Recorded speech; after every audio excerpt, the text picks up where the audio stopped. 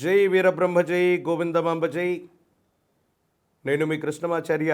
శ్రీ బ్రహ్మపదం 2025వ సంవత్సరం తులారాశి వారి యొక్క రాశిఫలం.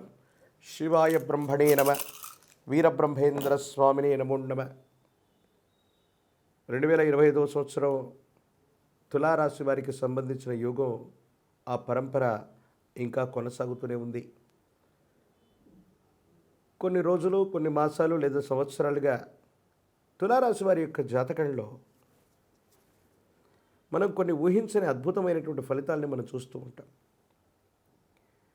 కొన్నిసార్లు గ్రహ సంపత్తి అనుకూలంగా ప్రతికూలంగా ఉన్నప్పటికీ కూడా అద్భుతమైనటువంటి ఫలితాలు ఇస్తున్నటువంటి రాశి తులారాశి.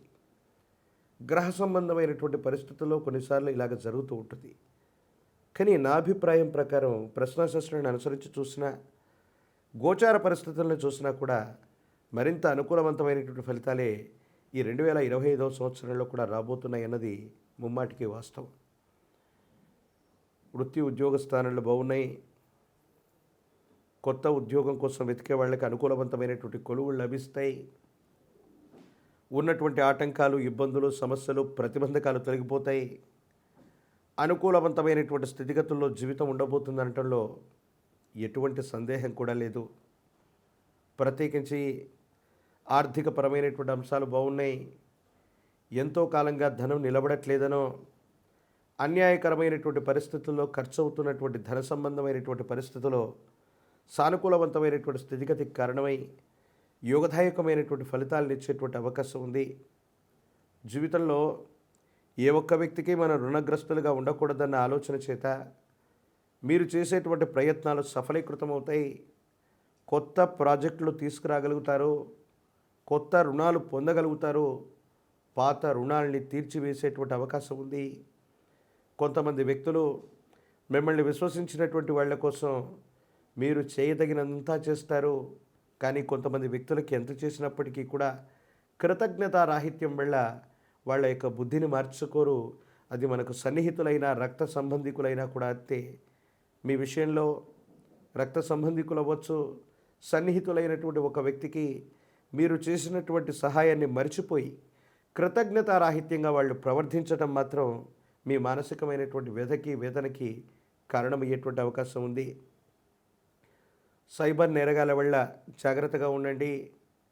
బ్యాంకుకు సంబంధించినటువంటి ఖాతాలు, ముఖ్యమైనటువంటి పిన్ నంబర్లు లేదా నగదుకు సంబంధించినటువంటి లావాదేవీలు, ఇలాంటి విషయాల్లో ఏదైనా మోసం జరిగేటువంటి అవకాశం, ఒక ముఖ్యమైనటువంటి డాక్యుమెంట్ని పోగొట్టుకోవటం, లేదా కమ్యూనికేషన్ సంబంధించినటువంటివి, సెల్ ఫోన్కు సంబంధించినవి, బ్యాంకు లావాదేవీలకు సంబంధించినటువంటి విషయంలో ఏవైనా సాంకేతికపరమైనటువంటి ఇబ్బందుల వల్ల సమస్యలు వచ్చేటువంటి అవకాశం ఉంది. కాబట్టి తస్మాత్ జాగ్రత్తగా ఉండటం చెప్పదగినటువంటి సూచన.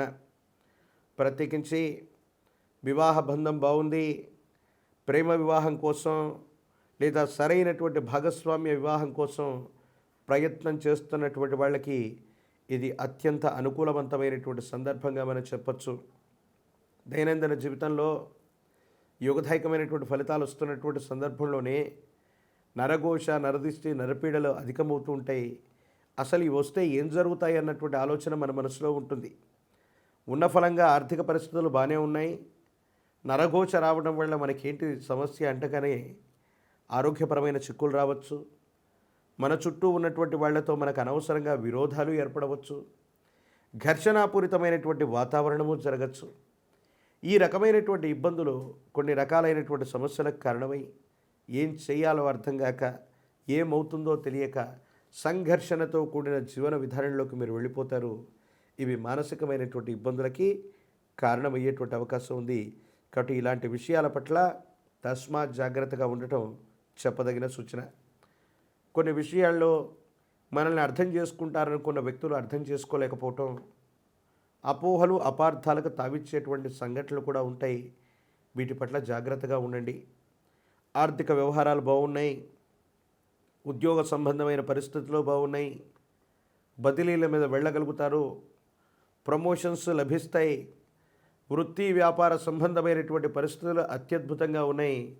ఉన్నటువంటి సమస్య అంతా కూడా వ్యక్తిగతమైనటువంటి జీవితంలో వచ్చే మానసికమైనటువంటి సంఘర్షణలు, భావోద్వేగాలు మాత్రమే. వీటిని కనుక సరిగ్గా బ్యాలెన్స్ చేసుకోగలిగితే మీ దైనందిన జీవితంలో చాలా అనుకూలవంతమైనటువంటి పరిస్థితుల్లో జీవితం ఉంటుంది. మానసికమైనటువంటి ప్రశాంతతతో కూడినటువంటి పరిస్థితితో మీరు జీవిస్తారు. అత్యంత అనుకూలవంతమైనటువంటి పరిస్థితిని మీరు పొందగోరేటువంటి పరిస్థితులు కూడా గోచరిస్తున్నాయి.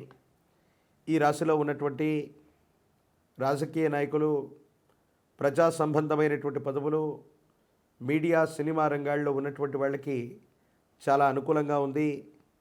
కొత్త పదవులు లభిస్తాయి, నామినేటెడ్ పోస్టులు లభిస్తాయి. మీరు చేసే ప్రయత్నం తప్పనిసరిగా సఫలీకృతమవుతుంది. కీర్తి ప్రతిష్టల్ని సొంతం చేసుకోగలుగుతారు. విద్యార్థులకి చాలా అనుకూలంగా ఉంది.